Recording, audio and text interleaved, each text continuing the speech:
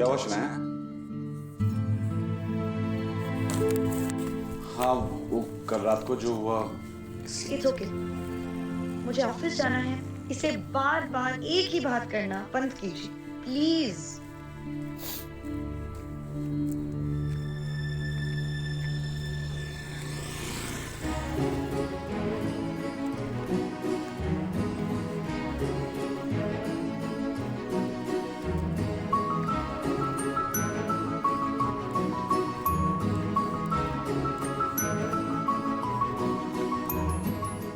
शनाया, आप ये शायद ऊपर भूल गई थी।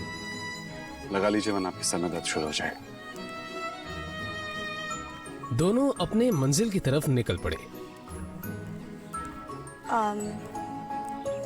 वो मैं सोची थी कि क्यों ना मैं इस बाइक से ही चलूं, ट्रैफिक में आसानी हो जाएगी ना।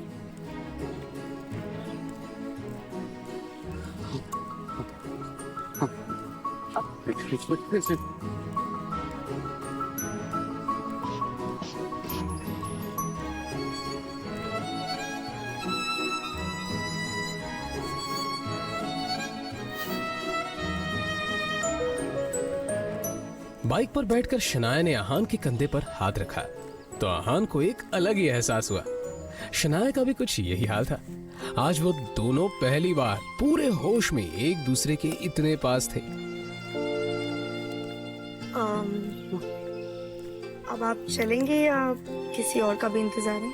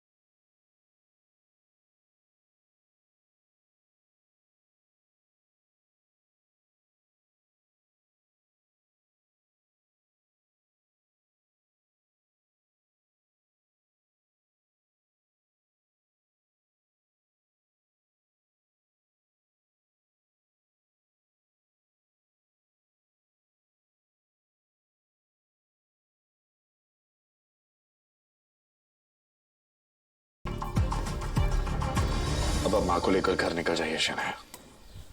अंकल की देखभाल के लिए मैं यहाँ हूँ। जो भी होगा मैं आपको फोन करता रहूंगा। पर मैं पापा को इस हाल में छोड़कर कैसे जा सकती हूँ? उनकी हालत। देखो शनाया, अंकल के लिए मेरा प्यार आपसे कम नहीं है। उन्होंने मेरे लिए जो कुछ भी किया है उसका एहसान मैं नहीं चुका सकता। वो मेरे लिए भगवान के समान है। इसलिए मैं कह रहा हूँ आप खुद पर ध्यान दीजिए और माँ को लेकर घर जाइए। मैं यहाँ पे सब कुछ संभाल लूंगा।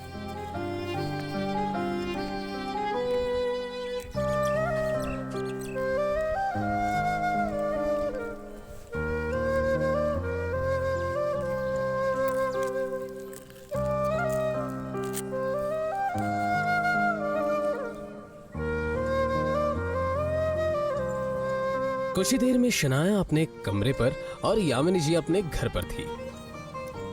उधर आहान अभी हॉस्पिटल में एक जगह बैठा हुआ था जब डॉक्टर ने उसके पास आकर कहा, देखिए मिस्टर शेखर की हालत अचानक ही बहुत ज्यादा बिगड़ती जा रही है। जल्दी उनका ऑपरेशन करना होगा।